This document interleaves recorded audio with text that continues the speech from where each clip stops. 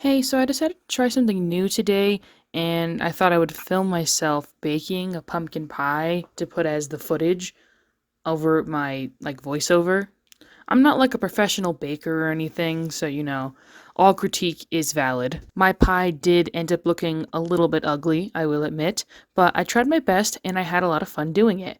So if it's like too distracting, I guess you can just I don't know, move over to a different tab and I don't know, scroll through Twitter or something. Or if you actually don't want to hear me talk about Heathers at all and you're like, sweet, a pumpkin pie video, then you can just mute the video and just watch me bake and scream at your computer screen because I'm so shit. Um, Either way, enjoy.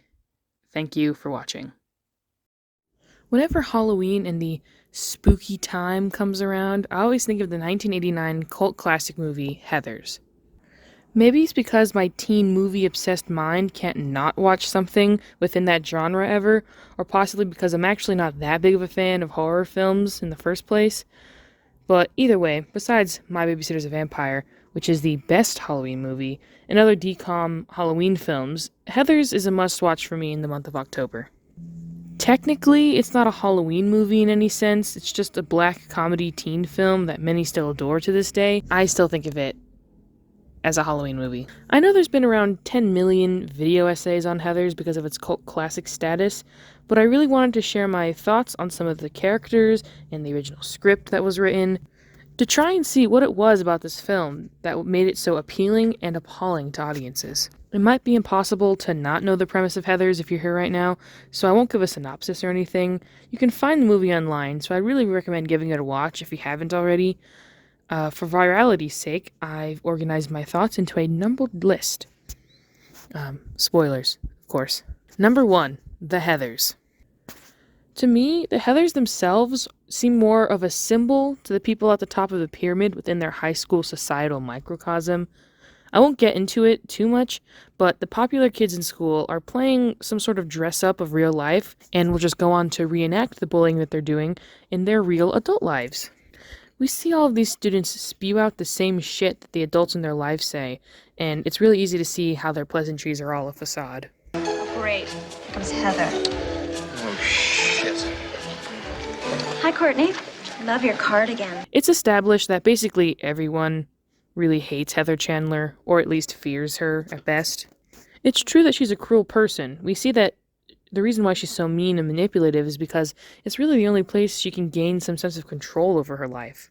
The absurdly ginormous shoulder pads and bold red color palette are her way of asserting agency in a place where she can actually have power. The halls of high school. This is basically the case for every mean girl character trope that the writers have bothered to give a shit about. It seems to be a real problem among teen girls, doesn't it? Every person we see is extremely selfish in general, actually, to the point where it can't not be a commentary on society at large. The fact that back in the goddamn 80s people were concerned about the lack of humanity within modern society is a little crazy.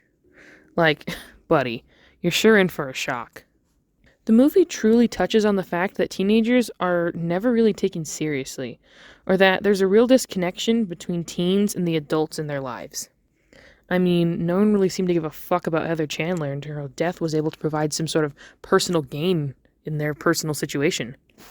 The movie seems to be saying that JD's philosophy of the extreme always seems to make an impression has caused a news cycle of fear-mongering and attention-seeking behavior that glorifies doing the most heinous actions just to feel whole.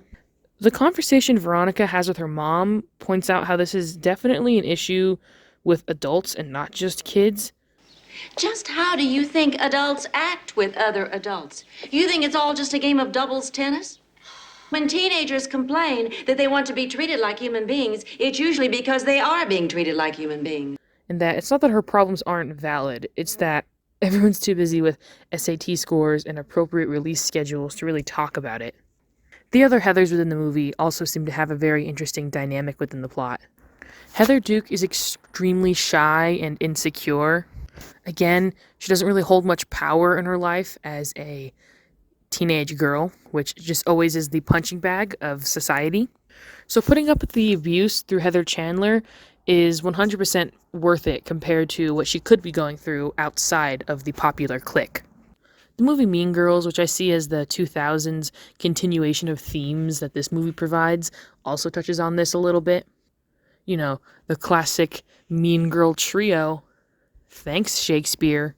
So, Heather Duke is also someone just seeking attention and validation in her life. And Heather McNamara has a quality that a lot of people I feel like can relate to. She really just wants to belong and have a sense of belonging, which is why she's even in this group in the first place. She wants to fit in, feel involved, be included so bad that she was willing to kill herself in a high school bathroom because all the other people were doing it. Of course, it's peer pressure taken to the extreme degree.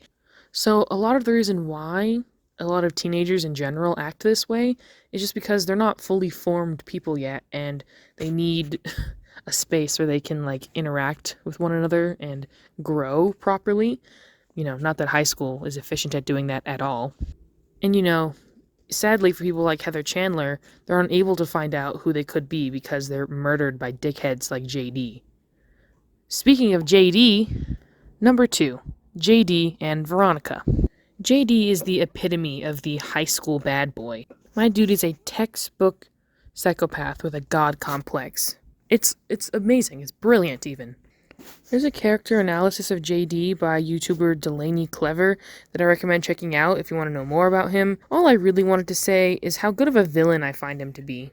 I never liked how the hero and the villain in stories always seemed very distant from each other and almost never interact until, like, the ending. Like, fucking Thanos or, I don't know, Bella Thorne's character in The Duff. So the fact that these two are in a relationship and have an interesting dynamic is what really makes the premise special to me. I feel like JD in his outlook on life is deeply flawed at best. The idea that, let's face it, all right? The only place different social types can genuinely get along with each other is in heaven. Is very naive to me, mostly because it implies that all the people in this movie are very one-dimensional and cannot relate to one another outside of their surface-level traits. Even a character like Heather Chandler, who is more of a plot development than anything, has enough complexities to where you can actually understand her and she's interesting to watch on screen for the little amount of time she is on screen. So, JD in his logic is pretty crap, which, for me, I think makes a good villain. I feel like the character Veronica has a very interesting character arc, and I don't know if many people really notice that. Even though, she's a pretty confident person, she still seems to be an extreme pushover. Put to do the bidding of the more powerful people in her life. First, it's Heather Chandler, and then it's Jason Dean. Either way, she's still forging letters for somebody with little to no agency for herself. That's why it's so impactful when she finally stands up for what she wants in her life and stops JD from, blowing up the school. You know what I want, babe?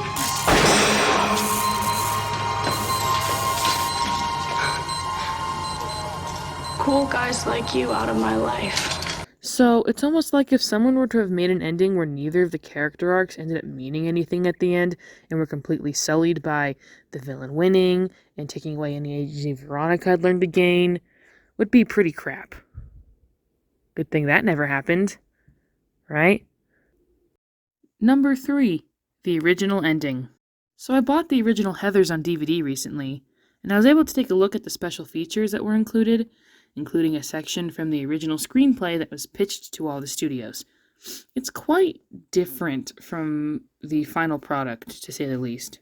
The original ending has the same beats, but a complete opposite finale. The original ending starts out with JD being killed in the boiler room by Veronica as she successfully disarms all the bombs. Afterwards, she looks around at the students in her school and decides that JD was actually right all along and straps the bomb to herself and blows up the entire school. I think the ending is actually supposed to be slightly vague, with the screen cutting to black and Veronica saying boom in a soft voice, with the next scene being of the prom where everyone is drinking the blue liquid Drano and dancing with each other, including the dead characters, which, by the way, originally was supposed to be 5. The original script was actually quite different than the movie we ended up getting.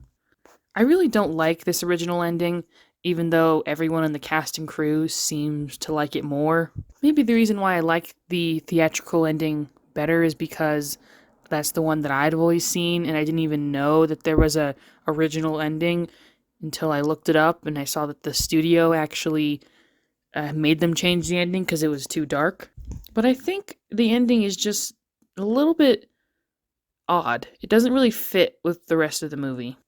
Then again, I'm basing this ending with the movie that was given. And like I said, the original script was quite different than the movie we ended up getting.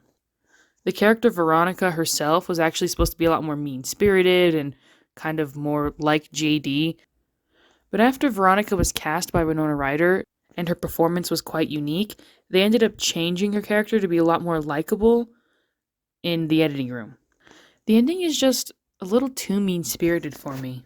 Yes, these people are doing quite cruel and mean things and deserve to be held accountable, but they still have so much time to grow and develop into, actual real people. Imagine if that one time you were kind of rude or dismissive to somebody, JD was staring at you from a bush or some shit, rambling about being a god like Dennis Reynolds, and next thing you know, your head is being shoved into an oven while Veronica writes a note in your handwriting. I know characters like Heather, Kurt, and Ram, their cruelty was a lot more prolonged, but who is someone like JD to just assume that they're going to be horrible people for the rest of their lives? Despite multiple characters' declaration of it, there really seems to be no consideration of the humanity for any of the people who died. Oh, the humanity. I don't know, even though the actual ending of the movie isn't all that happy, it is hopeful. And I think, movies around teenagers or teen movies in general, I feel like they need to have a hopeful ending. Something a little bit inspirational or bullshit like that. I guess that's all I really have to say about Heathers. I think I've said everything I want to. I'll probably think of some genius point after I'm done recording this, and I will be very upset and commit teenage suicide. But, other than that, thank you for listening to me.